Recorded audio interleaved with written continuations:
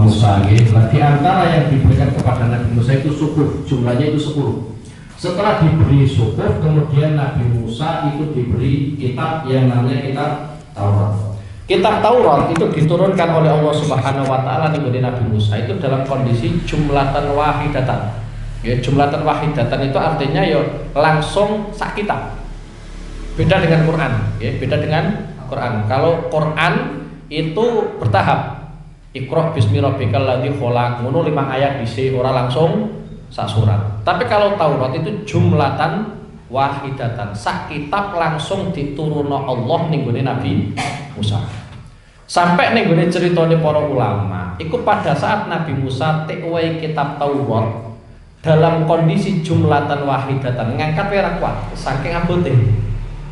Saking abote boten kiyat.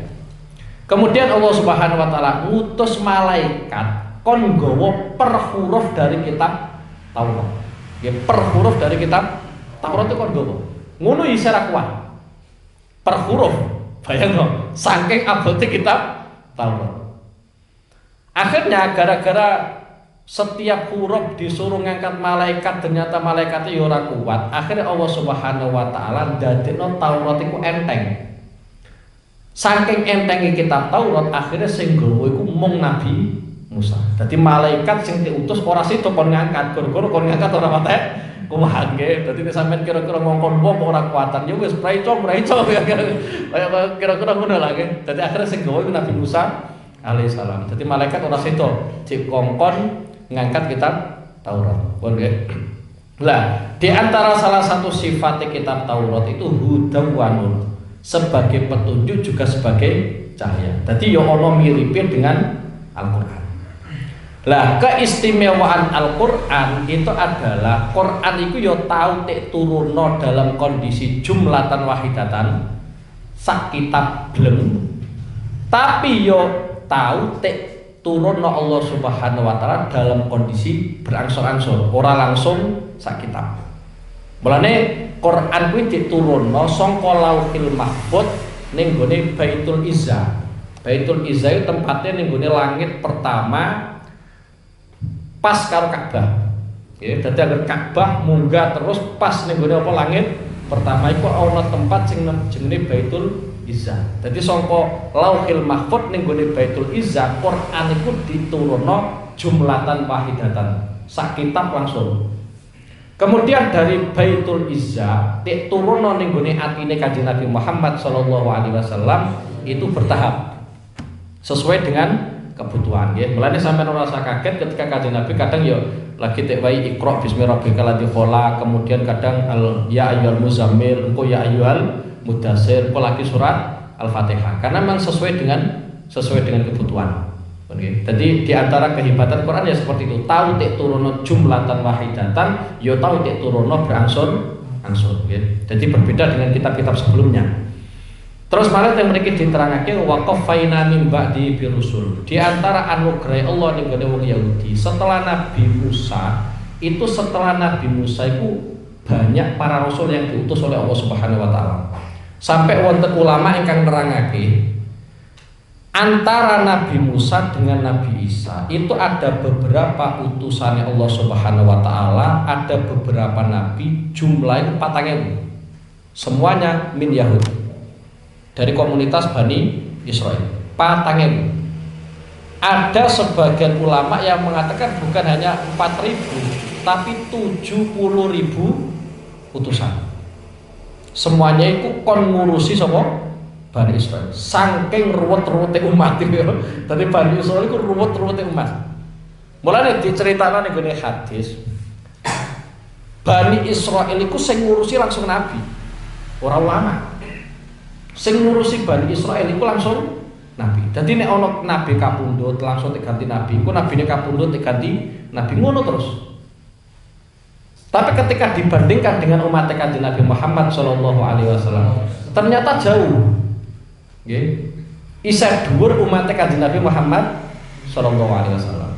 Kenapa bisa demikian? Nggih. Karena memang salah satu keistimewaan Kanjeng Nabi itu nggadahi mukjizat sing ning kono la yura bil basar walakin bil basirah. Ono sebuah mukjizat sing iso ditingali itu bukan hanya pakai mata, tapi pakai mata hati. Yaiku rupane apa? Quran. Mulane ketika Kanjeng Nabi niku kapundhut, tetap kondisi Islam stabil. Dipegang Abu Bakar ya stabil, kemudian dilanjutkan Sayyidina Umar ya stabil, dan sampai sekarang. Sampai tak tunggu niku ya Islam ya. Kira-kira kaya ngono kan. Lah kenapa bisa demikian? Karena ngene. Ketika Kanjeng Nabi niku kapundhut, orang-orang itu kan ono sing dalam kondisi gak kuat, ono sing mati, ono sing sampai orang kuat gerak, nggih. Lan di antara mau idoi Sayyidina Abu Bakar itu adalah nek sampean iku nyembah Muhammad, Muhammad saiki wis mati. Tapi nek sing sampean sembah iku Allah Subhanahu wa taala, fa huwa hayyun la yamut. Pangeran iku ora mungkin mati. Akhirnya sahabat itu sadar. Ya, sapa mau idoi sapa Sayyidina Abu Bakar. Ya, jadi berpengaruh besar ya, Sayyidina Abu Bakar itu berpengaruh besar terhadap Islamnya orang-orang yang pada saat itu Kanjeng Nabi napa kapundhut. Ya, jadi nek Bani Israil sing jaga iku Nabi. Sampai nek jaga wong-wong ora jelas ya tetep Islam. Wis alhamdulillah tenanan ya. Wa qafaina min ba'di ya Rasul ya. Wa ataina Isa bin Maryam al-bayyinat. Wa ataina lan paring sapa ingsun Allah Isa ing Nabi Isa. Isa ing Nabi Isa, Nabi Isa ibnu Maryam kang dadi putra lanange Sayyidah Maryam den paringi al-bayyinat ing pira-pira bayyinat. Bayyinat niki ditafsiri ayat mukjizati dikasih pira-pira mukjizat. Ka ihya'il mauta kaya dene nguripake pira-pira wong mati. Wa ibra'il akmahi lan marasake wong kang wuta mulai lahir.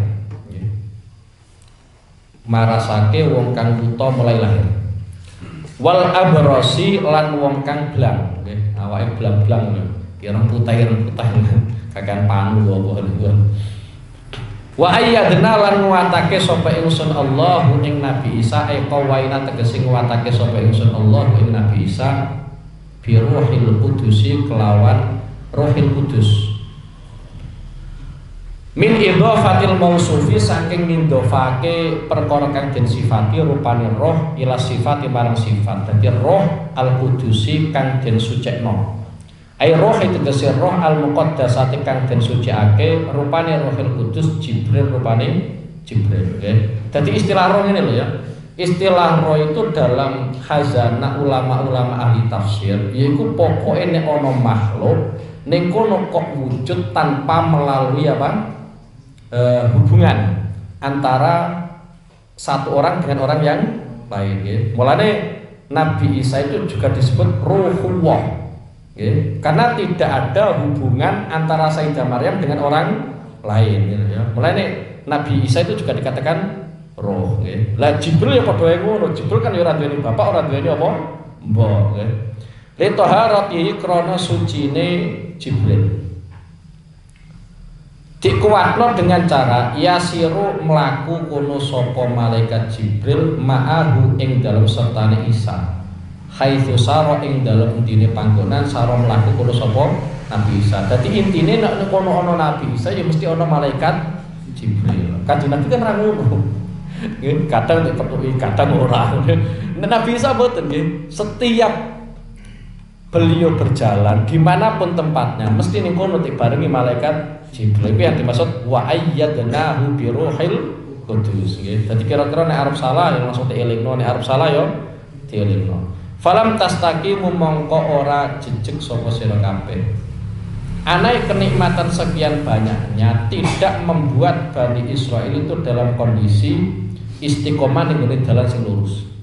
Kon iki kaitane kalian era Musa dan Nabi Isa. Kenapa teng mriki setelah Nabi Musa kok langsung nyebutno Nabi Isa? Padahal antara Nabi Musa dengan Nabi Isa itu banyak para rasul yang tidak disebutkan. Mulai dari Nabi Dawud dan seterusnya kan tidak apa? Tidak disebutkan. Kenapa demikian? Karena hakikatnya nabi-nabi setelah Nabi Musa itu semuanya mengarahkan umatnya ning gone syariate Nabi Musa. Jadi tidak ada revisi. Jadi syariatnya Nabi Musa itulah yang diperjuangkan oleh nabi-nabi setelahnya. Sampai ada sebuah revisi syariat yaitu zaman Nabi Isa alaihi salam. Nggih, eling-eling. Mulane kitab Injil itu adalah beberapa panduan syariat yang sebagian menghapus syariat Nabi Musa. Contoh nggih, di antara Fimas alat nikah. Fimas alat nikah syariat Nabi Musa alaihissalam wong lanang siji kuwi oleh rabi wong wedok jumlahe sakarepe. Lagi-lagi dadi sampeyan nek krungu cerita Nabi sapa Sulaiman duweni bojo 100 ya ora usah kaget, pancen syariatnya seperti itu. Sampeyan ora usah cemburu. Wah, penak zaman Nabi Sulaiman jan. Kayamu. Sampeyan urip ning zaman Sulaiman ya ora mesti payu. Terus zaman Nabi Isa alaihissalam syariat mas'alatun nikah itu ternyata direvisi. Wong lanang siji hanya boleh menikah dengan satu wanita. Ora oleh luwih saka siji. Iku syariat Nabi Isa. Kemudian setelah Nabi Isa, syariat Kanjeng Nabi Muhammad SAW juga direvisi kembali. Wong lanang siji kanggo umat Kanjeng Nabi oleh rabi papat, ora luwe. Khusus kanggo Kanjeng Nabi iku saenake. Ngoten lho. Sampeyan ora usah nentang kenapa untuk Nabi kok dibedakan. Karena memang ada syariat-syariat yang memang khususia kanggo Kanjeng Nabi. Contoh ngeten nggih. Sampeyan nek rabi karo wong wedok iku kudu ana waline. Ya kudu ana waline. Tapi khusus Kanjeng Nabi mboten.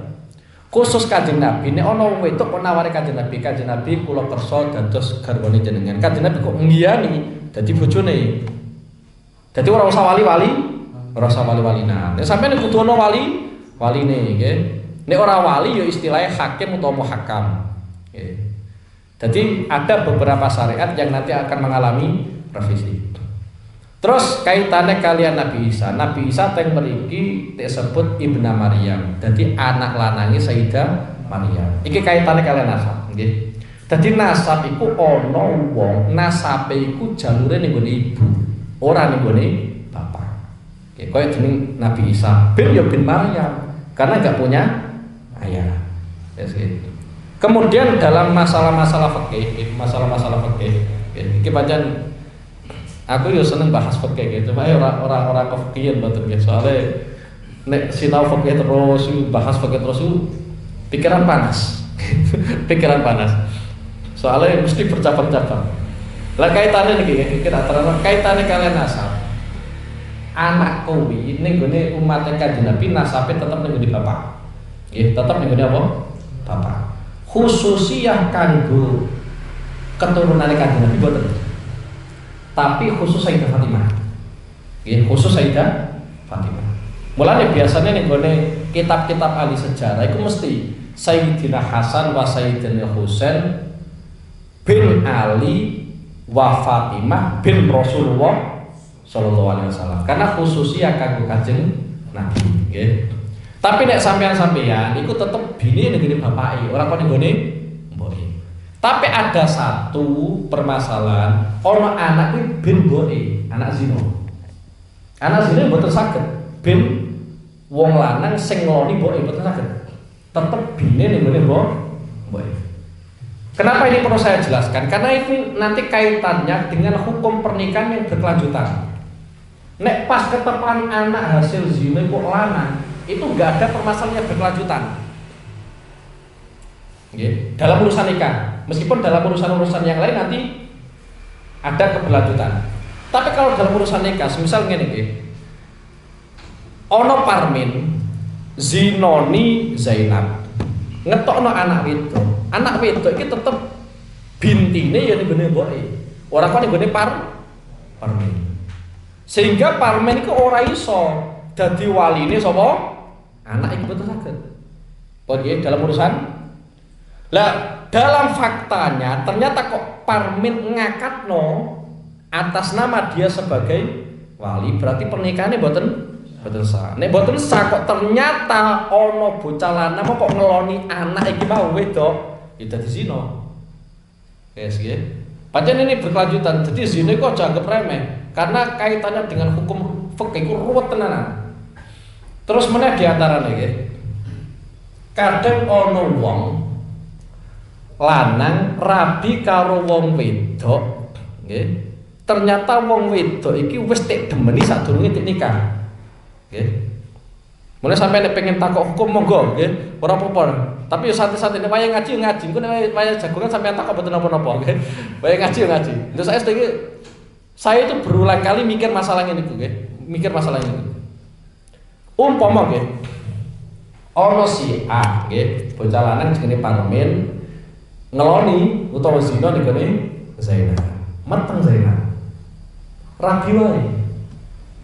Nggih, rabi. Umpama akhirnya rabi. Lah anaknya ini bagaimana? Nggih. Iki ulama fikih mikir tenanan. Wah, kowe mikir tenanan apa meneh ulama fikih. Tapi pikir tenanan. Anak iki kira-kira nasabe iso sambung ning gone Parmin apa boten? Iki sing ngeloni lho, sing ngeloni iki. Sing jelas ngeloni sapa? Zainab. Kira-kira anak nek lahir iku iso bernasab ning gone Parmin apa boten?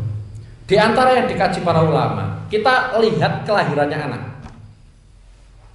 Nek lahire anak kok durung ana 6 wulan sangka pernikahan yang dilakukan oleh Parmin dan Zainab, setelah itu berhubungan intim, kok ora ana 6 wulan, berarti anak zina. Parmin ora iso. Meskipun jelas-jelas sing ngetengi Zainab itu Parmin. Wes, engko nek tanggane sampean ono sing model ngene iku, takokno mawon mboten napa-napa. Yo saya setuju, karena ini kaitannya dengan anak itu, nggih. Anak itu. Kenapa ini saya bahas serius tuh? Tenanan. Kenapa kita bahas serius? Karena yang kriminal itu wong tuwek-tuwek ini loh. Anaknya sing dadi korban. Anaknya kan gak salah apa-apa. Sing kriminal ku wong tuane. Tapi dampak negatifnya ternyata anak ikut merasakan. Nggih, wis iki eling-eling nggih. Dadi umpama nggih. Parmin karo Zainab iku zina bulan Januari. Nggih, bulan Januari. Ternyata akhirnya nikah, okay, pada saat bulan Agustus ini, wis kelewati ngono ya. Terus ternyata pada bulan semisal Oktober awal ngetokno anak, ngetokno. Ini kan jelas anak ini nggak mungkin anak Parmin, karena jarak antara nikah kelon sing halal dengan lahirnya anak nggak ada 6 bulan. Paham gak? Gue tenanan kudu paham iki. Ora paham, wah repot. Kenapa gak paham? Bagus apa nek ra bulat. Padahal utekmu sing bulat. Terus malah ada. Atau seperti ini. Antara nikahnya plus kelon sing halal dengan kelahiran anak itu melebihi dari 4 tahun. Karena lamanya hamil itu 4 tahun, nggih. Dadi wong hamil terlama itu kan apa? Waktunya 4 tahun, nggih. Paling sithik wong hamil saka kelone kok hamil terus nglahirno iku biasane 6 bulan, nggih. Semisal ana wong zina kemudian tek nikahi. Terus bar nikah kelon, nggih, semisal. Terus ternyata anak itu lahir melebihi dari 4 tahun. Oke, melebihi dari 4 tahun. Berarti anak ini juga bukan anaknya sang suami. Pun paham? Tapi sing 4 tahun jarang terjadi, nggih. Sing perlu sampean eling-eling sing pertama mau.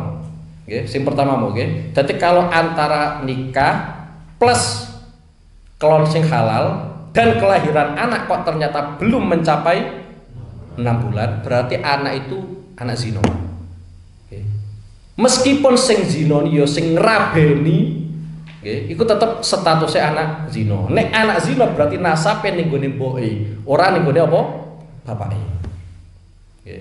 Sehingga nanti dampaknya seperti ini, di antaranya nggih.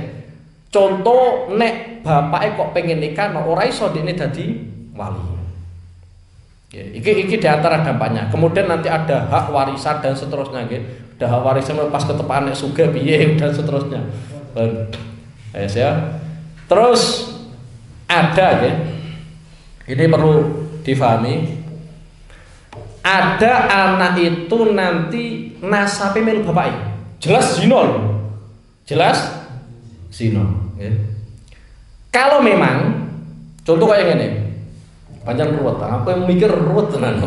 Bener ibarat pokoke ruwet terus. Ono parmen zina karo Zainab. Bulan Januari. Ya bulan Januari. Bulan Februari ternyata dinikahi. Kira-kira lahir anak kan bulan Oktober awal. Berarti melebihi dari 6 bulan. Lah ini apakah anak kira-kira iso nasab ning gone parmen apa mboten? Wis tak terangno nggih. Kalau memang parmen kuwi yakin ora tau ngeloni nek bernikah ora tau ngeloni nek. Secara hukum dohir, artinya keputusan negara tetap harus mengatakan bahwa anak ini anaknya parmen. Sehingga apa? Dalam urusan warisan anak tetap untuk jatah. Oke, dalam urusan warisan tetap untuk jatah. Ini hukum secara dohir. Tapi hukum indallah anak iki ora anak parmen, tapi anak zina. Karena parmen wis yakin bar nikah ndekne wis ora tau ngeloni bojone neh. Sedangkan terjadinya kelon itu adalah proses zina. Anak lahir ternyata melebihi dari 6 bulan. Wis paham ya? Langkah yang selanjutnya, parmen harus bersikap apa? Dalam aturan agama, parmen wajib menyatakan bahwa anak ini bukan anak saya. Ini kewajiban. Sekali dia mengklaim itu anak saya, malah dosa gede. Wong ora anake kok diakoni anake. Dia harus tetap mengatakan bahwa anak ini bukan anak saya. Karena dia yakin bahwa setelah nikah dekne wis ora tau ngeloni bojone. Paham ya? Dekne pernah sempat ngeloni pada saat belum dinikahi. Yes. Jadi pesanku menawa ana sing nglakoni, toko-toko di sampean muga-muga ya selamat ya. Oke. Iku nek wis ngono ndang kon nikah sisan, bar nikah langsung keloni. Ojo kok malah mandek keloni. Terus saya setuju karena ini menentukan status nasabnya anak. Oke. Wes. Lewat wes. Pada sekarang sampean ruwet monggo ning omahku ora apa tak terangno. Santai mawon. Terus kaitannya malih, umpama mupu anak, kaitannya kalau mupu anak. Jadi nek mupu anak, mungkin nek secara aturan negara sampean genti jenenge bapake monggo, secara tertulis ning gone surat resmi negara mungkin oleh sampean apa ganti sing asline semisal ana bocah jenenge Zaid sampean tuku akhire jeneng Zaid bin Parmen asline Zaid bin apa Paijo atau sapa tapi akhirnya jadi Zaid bin Parmen dalam surat negara mungkin sampean ora revisi tapi sampean kudu jelasno ning gone anak sampean iku ora anakku sampean kuwi anake Paijo kudu sampean jelasno. Ojo sampai sampean ku masuk ning gone ayat wa ma ja'ala du'aakum abna'akum. Ojo sampai wa ma ja'ala adiyaakum abna'akum nggih. Ojo sampai anak-anak sing sampean adopsi kuwi dadi anak resmine sampean.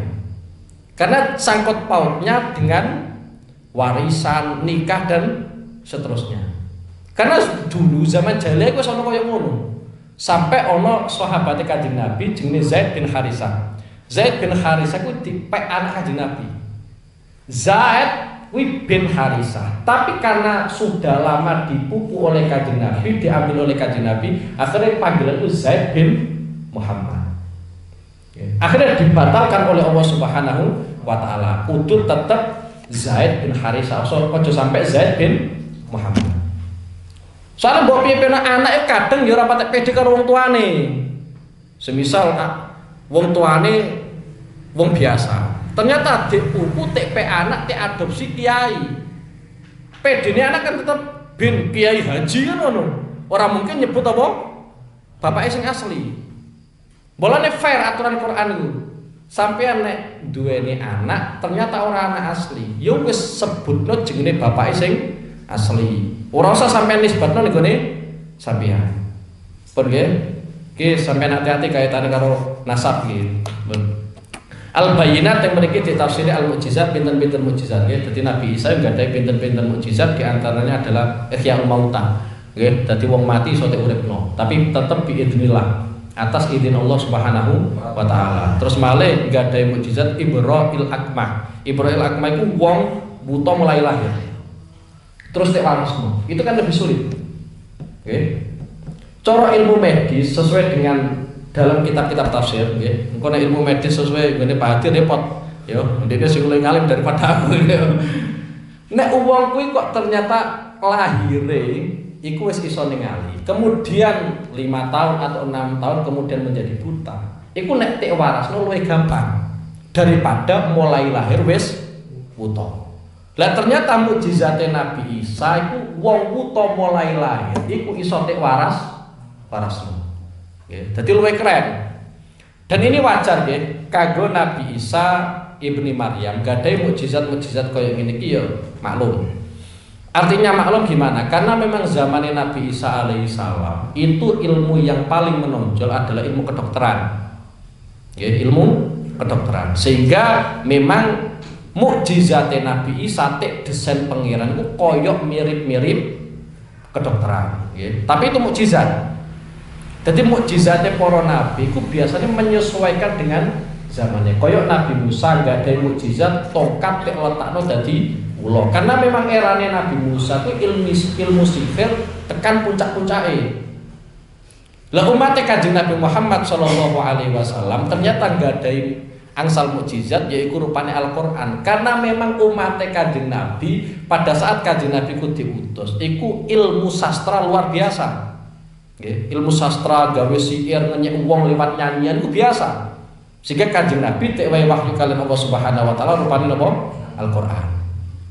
Lah di antara mukjizate Nabi Isa menawa iku al-ikhbaru bil mughayyabat atau bil maghibat nggih. Dadi ngabari perkara-perkara sing gaib, perkara-perkara sing durung terjadi nggih. Ini di antara beberapa mukjizate Nabi Isa alaihissalam.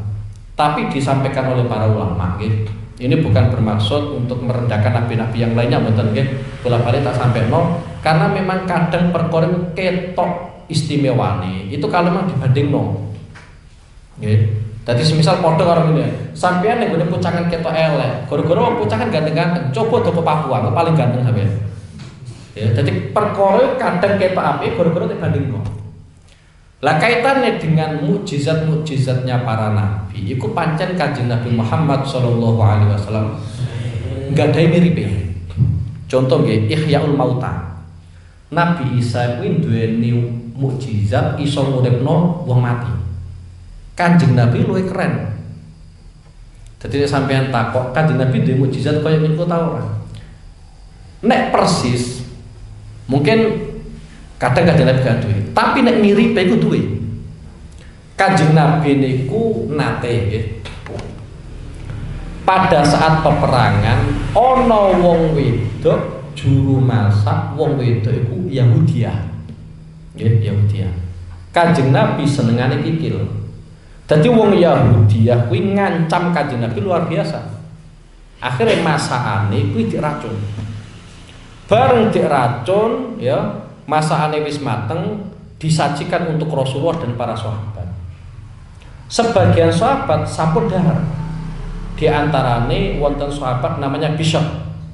Iku sampun nyokot, nggih, sampun nyokot daging sing ning kono diracun wong wedok Yahudi. Akhirnya kapundhut.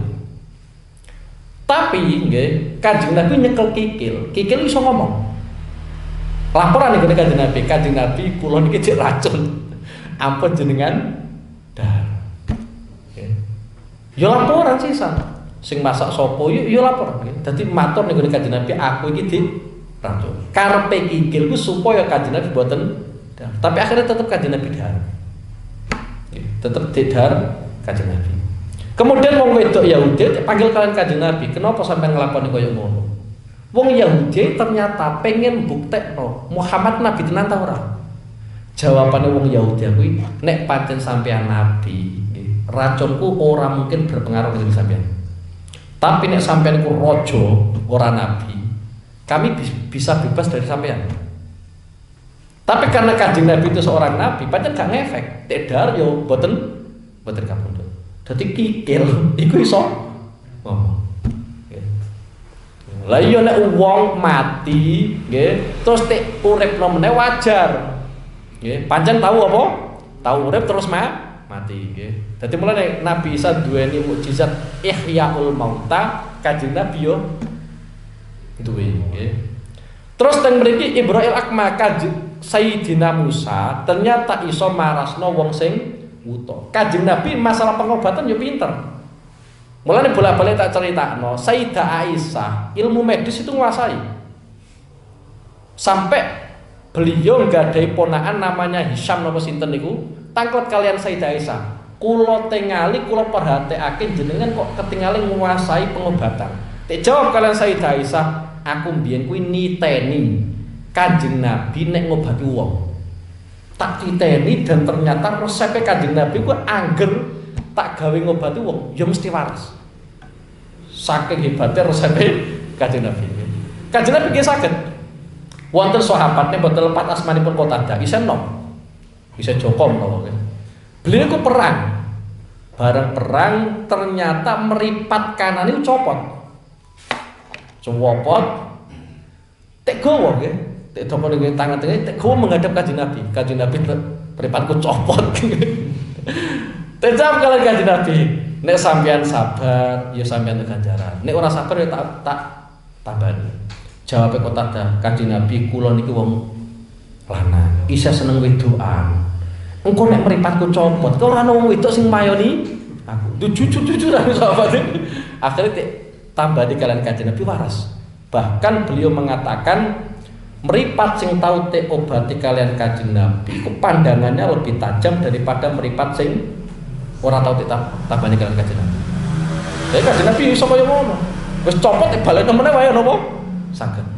Di antarane meneh ketika Kanjeng Nabi ngumumno sesuk ana peperangan dipimpin wong lanang sing seneng Allah dan Rasulullah. Lelaki itu juga dicintai oleh Allah dan dicintai oleh Rasulullah Shallallahu Alaihi Wasallam. Itu malam hari. Paginya seluruh sahabat itu berharap beliau yang diangkat oleh Rasulullah. Ternyata Kanjeng Nabi goleki Sayyidina Ali karena Sayyidina Ali gak ketok. Kenapa Sayyidina Ali gak ketok? Gara-gara loro meripat. Mosok panglima perang loro meripat. Jadi piyambake ndelik. Tapi nek panggal kalian Kanjeng Nabi kon goleki. Akhirnya menghadap Kanjeng Nabi meripate belen sakit, akhirnya nek suwuk Kanjeng Nabi ya waras. Jadi Kanjeng Nabi ya iso ngobati wong loro.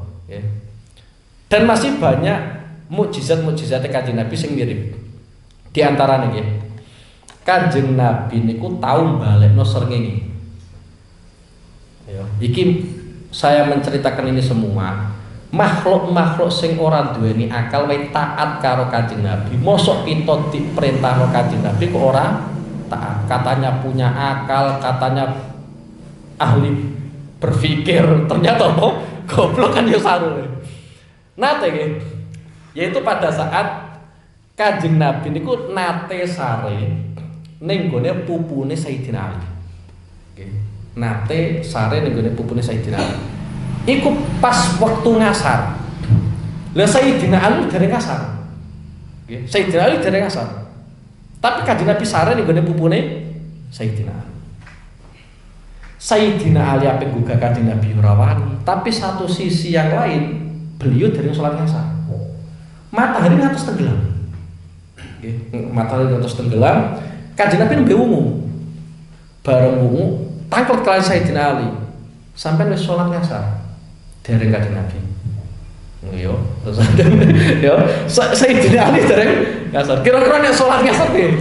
Kodho napa ada yo? Kodho. Tapi aneh Kanjeng Nabi malah ndonga. Ya Allah, nek pancen bener Sayyidina Ali ki taat dumateng jenengan, taat dumateng utusane jenengan. Srengenge balekno. Ketok meneh saka kula. Tunggu-tunggu dadi sore neh. Nggih. Mulane ulama-ulama iku bingung ngarani, salate Sayyidina Ali ki ada apa kodho? Lha yo umpama kaya ngene iki tak gambarno. Sampeyan durung salat ngasar, matahari tenggelam. Nggih, matahari tenggelam terus esuk matahari muncul saka wetan. Sampai waktunya sholat ngasar, sampai lagi sholat ngasar, sholat dinowi wingi. Iki statusnya ada apa kodok? Kodok le. Mau sampai orang ngelakoni sholat ngasar dino ahad, ngelakoni sholat ngasar pengpindo ternyata dino wis Senin. Berarti yang satunya kan ada yang kodok. Mulane ulama-ulama itu bingung karena matahari ki metune saka kulon. Sayyidina Ali lagi sholat ngasar. Iki sholat ada apa kodok? Wong jelas-jelas wis tenggelam kok. Barokah dungane Kanjeng Nabi, akhirnya matahari kuwi apa? Muncul meneh, tapi saka kulon, ora saka wetan. Ya cara sampean wah iki kiamat iki. Tapi mboten nggih. Tapi mulane ulama itu bingung. Iki ada apa kodok? Nek metune srengenge saka wetan kan jelas kodoke. Iki saka kulon, munggah sithik ngono ae kok. Bar ku ya wis meneh. Terus malah nggih, dadi srengenge wae kaya ngono. Nek masalah cerita rembulan dadi loro kan wis bolak-balik tak critakno. Kita kok ora duweni ilmu. Terus malah nate nggih. Kita tenanan aku mau cerita yang padha ya. Umpama tak critakno padha minangka sampean ge tambah kuat critane kan mantep tenanan lho. Terus malah nate matahari tetu yo ora geser nganan, yo ora geser ngiri, yo ora maju, yo ora mundur. Iku nggih gara-gara matahari iku anut ning gone Kanjeng Nabi Muhammad sallallahu alaihi wasallam. Pada saat Kanjeng Nabi ku setelah Isra Mi'raj, Kanjeng Nabi menyampaikan ning gone umate, kemudian ada sebagian umat itu takut ning gone Kanjeng Nabi. Di antara yang ditanyakan oleh umat Kanjeng Nabi pada saat itu adalah rombongan iki tekone dina apa? Rombongan apa? Sing jelas rombongan iki, wong bahasane kita koyo ngono. Rombongan iki tekane dina apa? Dijawab kali Kanjeng Nabi, dina Rebo. Nggih, dina Rebo. Ternyata pada saat hari Rabu, iku matahari berjalan meh mawon nggih. Meh surup. Nek matahari tenggelam kan berarti wis ora dina, wis malam jenenge. Ternyata matahari ku mandek. Ora mlaku. Akhirnya rombongan wis sampai teko. Bareng wis teko, matahari lagi berjalan meneh. Lah yo umpama. Kok sampai matahari ku tenggelam, berarti Kanjeng Nabi kan bodoh nih. Wong Kanjeng Nabi ngomongnya dina Rebo. Nek sampai matahari ku tenggelam surup, berarti kan wis malam Kemis, ora sedo dina Rebo. Berarti Kanjeng Nabi bodoh nih. Nek bodoh ini kan berarti orang nabi gitu ya. Jadi ini di antara beberapa mukjizatnya Kanjeng Nabi Muhammad sallallahu alaihi wasallam dan masih banyak yang lainnya nggih. Mulane ning Burda itu di antara keistimewaan Burda itu wonten mukjizat waja'at lidawatihil asjaru sajidatan tamsi ilaihi ala syakin bila qadami. Ono wit-witan iku mlaku gara-gara diundang kalian Kanjeng Nabi Muhammad sallallahu alaihi wasallam. Koyok-koyok wit ku duweni nyawa. Jadi tahu nggih. Ono wong iku gelem Islam gara-gara ngerti mukjizate Kanjeng Nabi ana wit iso ngomong. Dadi ana wong Arabi wong Dewesa mara ning Kanjeng Nabi. Bareng mara ning Kanjeng Nabi, suwan ning Kanjeng Nabi, tek tawari kelan Kanjeng Nabi. Sampeyan gelem maca syahadat ta ora? Nggih. Ya asyhadu alla ilaha illallah wa asyhadu anna Muhammadar Rasul. Pertanyaane wong Arabi, nggih, pertanyaan wong Arabi. Bukti mo apa nek awakmu iku nabi? Tek jawab kalian Kanjeng Nabi ku wit kuwi. Ternyata wong itu akhirnya iso ngomong. Bareng iso ngomong, wong Arabi akhirnya gelem masuk Islam. Nggih, dadi ana wit ngomong gara-gara Kanjeng Nabi. Wonten malih wit kuwi menghalang-halangi Kanjeng Nabi, nutupi Kanjeng Nabi pada saat Kanjeng Nabi itu qadaul hajat. Jadi Kanjeng Nabi arep berak. Iku ora nutupi. Nggih. Kesunane kenapa ditutupi nggih? Apa meneh ning ora-ora iku sunane apa? Ditutupi nggih. Lah pada saat Kanjeng Nabi arep berak ternyata ora ono yup-yupane, ora ono penghalangi. Akhirnya Kanjeng Nabi niku narik wit. Ditarik mlaku. Nggih. Mlaku. Sing siji tarik meneh mlaku. Akhirnya Kanjeng Nabi angsal tutup. Dia tutup ya apa? Wit. Padahal Kanjeng Nabi niku enggak ada mukjizat nggih. Sapi teng otomatis. Ya saya setuju nggih. Dadi Kanjeng Nabi nek arep berak tanah itu buka. Ora usah paculi, ora usah paculi. Sampai ning Tegal Indonesia paculi bareng. Kadang malah rati paculi kok. Gondone sebuah sing ora paculi. Buka piyambak. Engko nek Kanjeng Nabi sampun badha qadaul hajat, tanah iku nutup piyambak. Nggih, nutup piyambak. Padahal kotorane Kanjeng Nabi niku nggih suci. Gondone nggih wangi. Lha nek sampean wis ora suci, najis, setengah najis muga lambung lho ngene. Buah dik setan lambung ora ditutupi ya Allah ya kan. Dan masih banyak nggih kinten kalian mukjizat Kanjeng Nabi. Wah kayak mukjizat Kanjeng Nabi. Bismillahirrahmanirrahim. Afakul lama jaa mongko ana toh ing dalem semangsane nekani kum ing sira kabeh rasulun sapa utusan. Bima kelawan perkara la tahwakan ora seneng ai tuhibbu tegese ora seneng apa anfusukum kira-kira nafsu sira kabeh minal haqi nyatane perkara kang hak. Setiap perkara yang hak yang dibawa oleh para rasul tapi ora nyocoki nafsune wong-wong Yahudi istakbartum mongko sombong sapa sira kabeh takabbartum tegese sombong sapa sira kabeh anitibai saking anut ma la tahwa anfusukum. Jawab buku lama lafat istakbartum iku jawabe lafat kulama. Wa huwa utawi lafat kulama iku mahalul istikbari mahalul istifham iku panggonane takok wal murad utawi perkara kang den karepake bi kelawan istifham iku atau bihu iku meleh. Ya dadi nek ana utusan nggawa perkara sing bener tapi ora nyocoki nafsune piyambake padha takabur padha sombong intine ora gelem anut perkara sing hak nggih. Mulane nek cara aturan ning hadis Kanjeng Nabi nate ngendikano la yu'minu ahadukum hatta yakuna hatta yakuna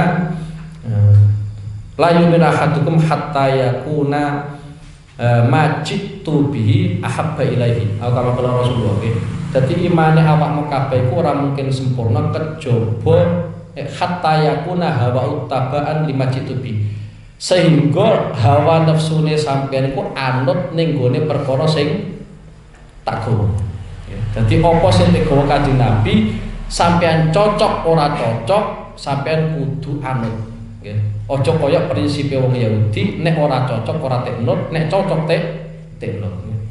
Lah di antara kelanjutane fafari kon kadzabtum wa fafari kon taqtulun. Fafari kon mongko ing sak golongan minum saking anbiya kadzabtum gorake sapa sira kabeh ka Isa kaya dene Nabi Isa. Sehingga sebagian para nabi mereka dustakan. Kaya dene Nabi Isa, Nabi Musa dan nabi-nabi yang lainnya nggih diarani pendusta. Wa fariqan taqtuluna lan ing sebagian kang liya taqtuluna mateni sapa sira kabeh al mundhari utai fi al mundhari rupane taqtulun iku li hikayatil hali krana nyeritakake tingkah al madiyati kang wis liwat nggih. Dadi pembantaian itu sudah terjadi tapi diredaksikan pakai fi'il mudhari. Lah fi'il mudhari iku zamane nek ora zaman saiki ya zaman sing arep teko nggih. Aiko taun tegese mateni sapa sira kabeh ka Zakaria kaya dene Nabi Zakaria wa Yahya lan Nabi Yahya nggih. Dadi bahkan yang menjadi korban itu para nabi Zakaria, Yahya nggih. Yahya tek pejahe dhisik, setelah itu baru apa?